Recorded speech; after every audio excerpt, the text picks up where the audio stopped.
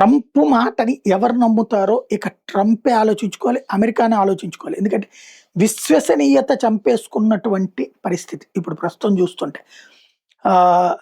Last month మీరు Iran నాయకులు చాలా హేతుబద్ధమైనోళ్ళు.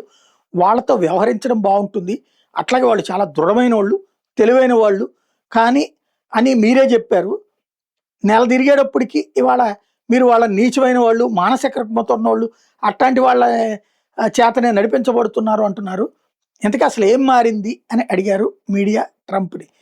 నాకు ఆళ్ళ గురించి తెలిసింది అన్నాడు. అంటే ఇప్పుడు తెలిసిందట. ప్రపంచానికి ఎప్పుడో తెలిసింది. ఇరాన్‌ని నమ్మి లాభపడేవాడు ఎవడు లేడు. తీవ్రవాదిని ఎవడు నమ్ముతాడు?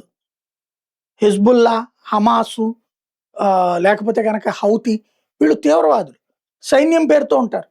వాళ్ళని తీవ్రవాదులని కాకుండా సైన్యం అని ఇరాన్ గుర్తించిన రోజునే ఇరాన్ సైనికులు కూడా తీవ్రవాదులయ్యారు. ఇది ప్రపంచం గుర్తించింది, అమెరికా గుర్తించకపోతే? ఆఫ్ఘనిస్తాన్ నుంచి బయటకు వచ్చిన రోజునైనా, ఇరాన్ వ్యవహారంలోనైనా అమెరికా చాలా అపరిపక్వంగా వ్యవహరిస్తుంది. ఆలోచన రహితంగా వ్యవహరిస్తుంది. దానికి కారణం నాడు బైడెన్, నేడు ట్రంప్. ఇద్దరూ మానసికంగా నియంత్రణ లేని వ్యక్తులు. వీళ్ళ వెనకాలన్న శక్తులు వీళ్ళని తమ స్వార్థం కోసం నడిపిస్తున్నాయి. ఇదే ప్రమాదకరం.